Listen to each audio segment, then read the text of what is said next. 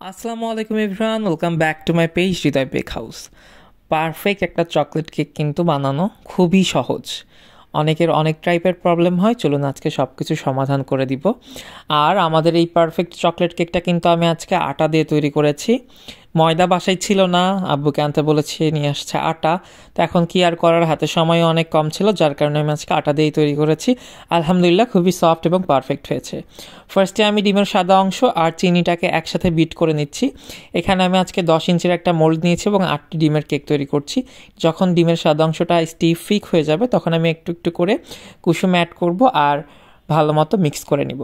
আপনারা চাইলে ডিমের কুসুম সাদা অংশ সব একবারেও চিনি দিয়ে বিট করে ফোম করে নিতে পারেন, কোনো সমস্যা নেই। চকলেট কেকে অনেকের সমস্যা থাকে যে কেকটা আপনাদের চুপসে যায়। তার প্রধান একটা কারণ হচ্ছে যে আপনারা ওভার মিক্স করে ফেলেন সব কিছু।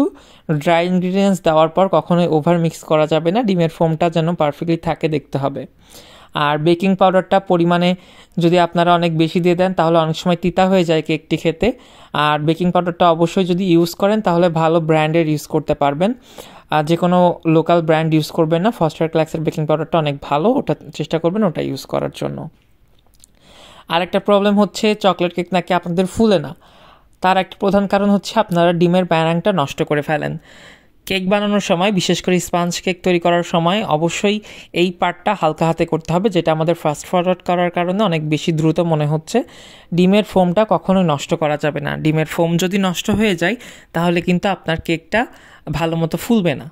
তো এটা অবশ্যই মাথায় রাখবেন যেন ডিমের ফোমটা যেন ভালো থাকে। আর আমি আজকের কেকে কোনো প্রকার কিন্তু তেল ইউজ করি না, এটা ফ্যাটলেস স্পঞ্জ করেছি আমরা। এটার আমাদের অনলাইন ক্লাস অ্যাভেলেবেল আছে, যদি কেউ অনলাইন ক্লাস করে শিখতে চান আমাদের পেজে মেসেজ করতে পারেন, অনেক টাইপের কেক শেখানো হয়েছে। আমি কেকটা 160 ডিগ্রি সেলসিয়াসে বেক করে নিয়েছি। আলহামদুলিল্লাহ দেখতেই পাচ্ছেন কতটা পারফেক্ট হয়েছে। কেকটি কিন্তু পারফেক্টলি ফুলেছে এবং একটু কিন্তু চুপসে যায়নি। ঠিক আছে। আর স্পঞ্জ কেককে কখনোই প্যানের সাথে আপনি তেল ব্রাশ করবেন না, নিচে জাস্ট একটা বেকিং পেপার দিয়ে দিবেন, তাহলেই কিন্তু হবে। আলহামদুলিল্লাহ আমাদের কেকটার লুক বাইরে থেকেও যেমন সুন্দর, ভেতর থেকেও কিন্তু তেমনই পারফেক্ট, খুবই সফট এবং স্পঞ্জি হয়েছে। আমাদের ইউটিউব চ্যানেল হৃদয় বেক হাউসে কিন্তু কেকের ফুল টিউটোরিয়াল দেওয়া আছে, আপনারা অবশ্যই চ্যানেলটি সাবস্ক্রাইব করে আমাদের পাশেই থাকবেন। আজকের মতো এখানে বিদায় নিচ্ছি, আল্লাহ হাফেজ।